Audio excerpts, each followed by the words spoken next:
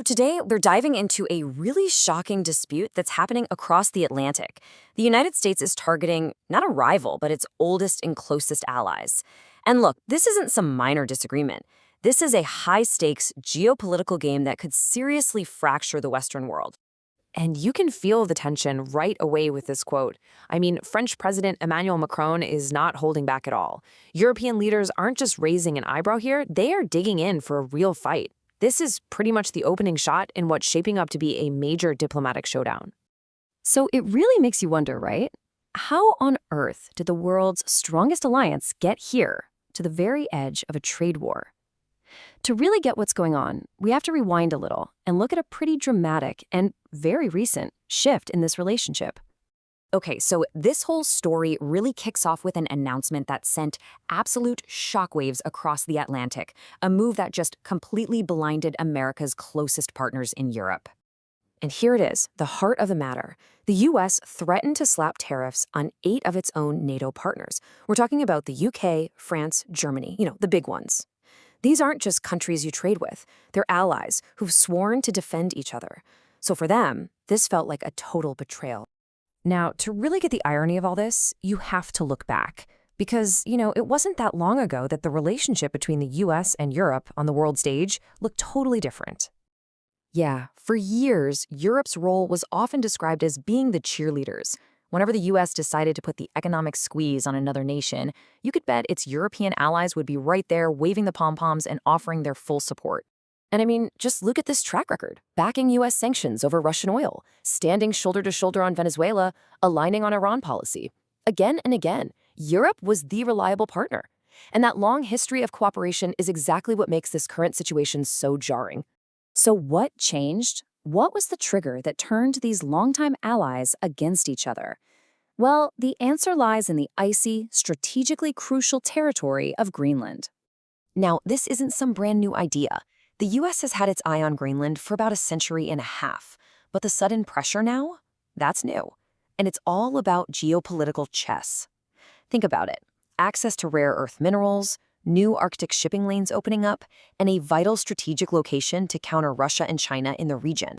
But the local response was, well, it was huge. Get this, a quarter of Greenland's entire population hit the streets to protest. That's a massive statement. Even their prime minister was out there with them, sending a crystal clear message. Greenland is not for sale.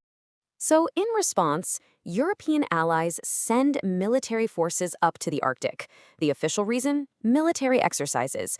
But the unspoken message here was deafening. It was a clear show of solidarity with Denmark and a warning that its sovereignty was absolutely not up for grabs. And this was America's countermove. First, a threat of a 10% tariff on those 8 nations that took part in the exercises. This was basically the first shot fired in what was quickly turning into a serious economic standoff. But it didn't stop there. Oh no, the threat was designed to ramp up to a massive 25% just a few months later. So this wasn't just a warning shot, it was a clear, escalating ultimatum. Now, faced with this kind of pressure, you might think Europe would back down. Nope. Instead, it did something that surprised a lot of people. It unified and it pushed back hard, with one single coordinated voice. And this really breaks down the two opposing views perfectly. The US says these European exercises are getting in the way, but Europe sees it completely differently. They're saying they're just upholding the foundation of the NATO alliance. An attack on one is an attack on all. For them, protecting Denmark's sovereignty isn't a choice, it's a duty. And here you have the president of the European Commission, Ursula von der Leyen, basically saying exactly that. The message is one of total unity. This isn't just France or Germany going it alone. This is the entire bloc saying, we will not be divided on this. So where does all this leave the transatlantic alliance? Well, the stakes are incredibly high.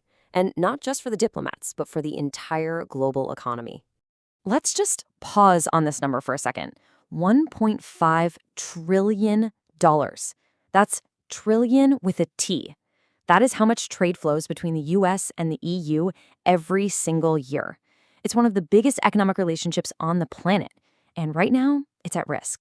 And if you drill down into the numbers, you can see just how deeply intertwined these two economies are.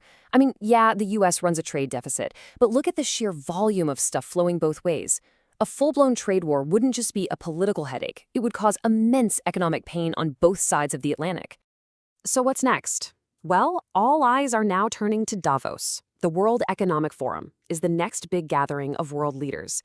You can be absolutely certain that this issue will be a major and probably very tense topic of conversation. That's the next arena where this is all going to play out.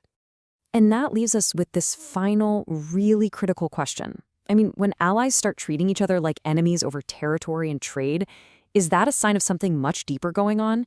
Is the very foundation of the Western alliance that's been in place since World War II starting to crack? And could that be paving the way for a whole new world order?